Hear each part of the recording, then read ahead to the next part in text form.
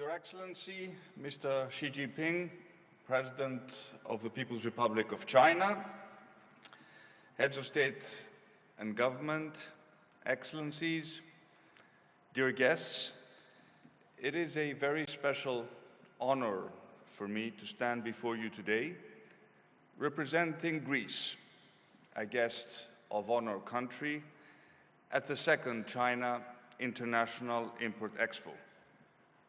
Greece, Mr. President, is present at this exhibition for the second consecutive year. However, this year's context is very different for my country. We are finally emerging from the darkness of a long and painful 10-year economic crisis. We're confronting the opportunities of the future with a renewed sense of optimism and self-confidence. Our presence here also confirms the importance of our strategic relationship with China. The relationship between Greece and the People's Republic of China is not new.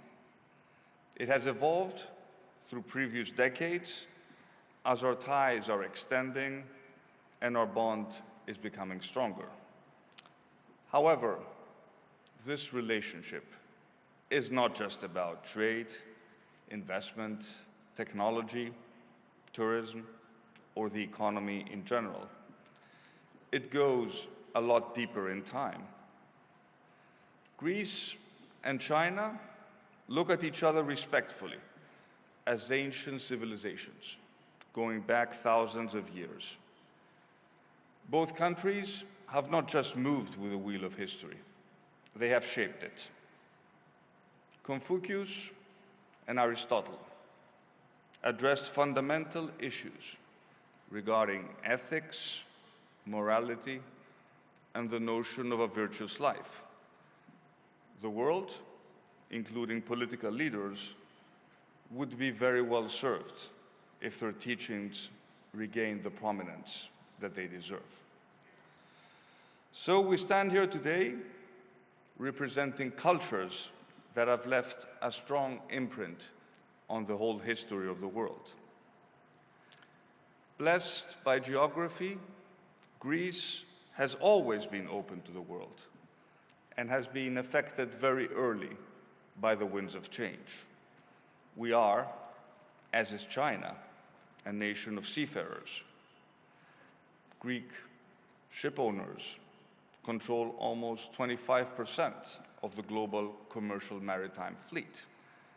And in this, the synergies with China, the largest export economy in the world, are obvious. China is able to reach faraway markets thanks to a large extent to Greek-owned ships. A lot of these ships have been built in Chinese shipyards. To be more precise, more than 1,000 of them over the past 15 years, which totals an investment exceeding $50 billion. And if these ships could employ high-quality equipment, such as environmental protection systems, lighting, electrical steering systems made in Greece, that would further enhance our synergy in a mutually beneficial way. It is only one small example of how opening up markets would be beneficial to both our countries. The investment of COSCO Shipping in Greece is a key success story, not only for the relationship between China and Greece, but also for the entire region. It is an example, Mr. President, of how a Chinese company was bold enough to invest in Greek infrastructure at a time when Greece was considered uninvestable. Piraeus is the first major European port on the route from Asia to Europe after crossing the Suez Canal. Through Greece, Asian goods can reach Eastern and Central Europe 7 to 10 days faster compared to other routes. thus saving valuable time, money, and of course, CO2. And my government has just approved an additional 600 million euro investment plan for the Piraeus port. It has the potential of becoming not just the largest port in the Mediterranean, but why not the largest port in Europe. Mr. President, esteemed guests, for Greece, the crisis was a tragedy, but as in every ancient Greek tragedy, there is always some catharsis at the end. We come out of the dark years stronger, but also wiser and more pragmatic. And after 10 years of hardship, the Greek economy is recovering robustly. A few weeks ago, the markets offered us a negative interest rate on 3-month Greek treasury bills for the first time ever, something that would have been unimaginable even a year ago. And our estimate is that in 2020, the Greek economy will grow close to 3% on a year-to-year basis, much faster than most European economies, and all indices of economic confidence in Greece have rebounded. And we will seize this moment. My government was elected last July with an absolute majority and a clear mandate to restore growth, attract foreign capital, and secure a business-friendly economic environment. My country offers a rare combination of a unique natural and cultural environment, a privileged geopolitical location at the crossroads of 3 continents, and a skilled and committed labor force. Add to that a government that is absolutely committed to implementing the necessary reforms that will unlock our potential, and you have what I consider to be the necessary ingredients for turning Greece into a success story.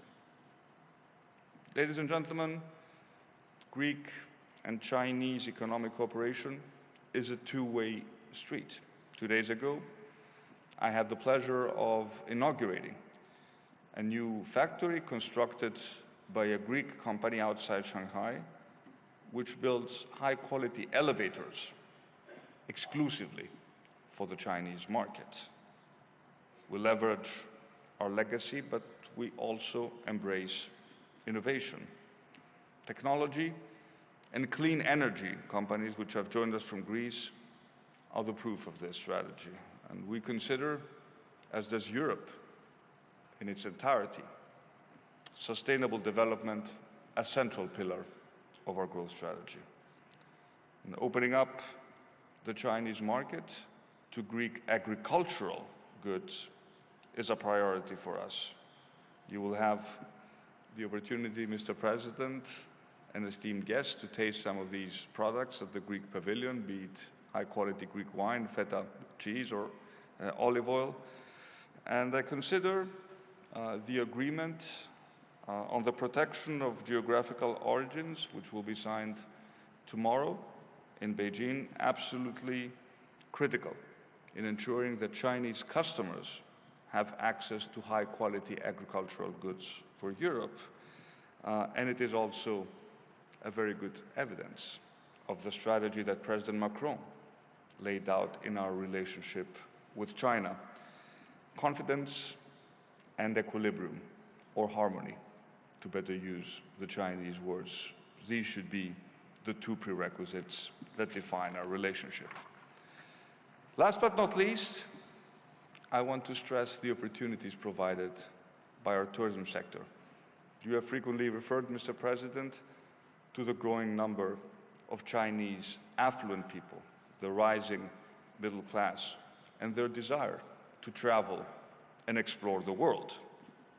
Greece is, after all, the land of hospitality, and hosting our guests is as old a tradition as Zeus, the god of hospitality himself. This year, Greece will receive in total more than 30 million visitors. Less than 200,000 come from China. But we can change that. And we intend to do that. And we can work together to open the Greek market to Chinese tourists. And I'm absolutely convinced that Chinese visitors will appreciate the unique cultural experience Greece has to offer. And I'm particularly happy that my visit to China coincides with the announcement of a new non-stop flight between Shanghai and Athens, which is added to the existing flight between Beijing and Athens. Mr. President, ladies and gentlemen, to conclude, Greece is the last country to join the 17+1 initiative, but it will be, Mr. President, the first country you will encounter on your way to Europe. And we very much look forward to your visit to Greece, which starts this coming Sunday. You will find a country that is back on track to sustainable development for the benefit of all its citizens. Today, however, it is appropriate to celebrate this in China, a country that has never left us during the dark days of the crisis. Together, Mr. President, esteemed guests, Greece and China are not just relishing their glorious past, but are chartering a course to a much promising future. Thank you very much.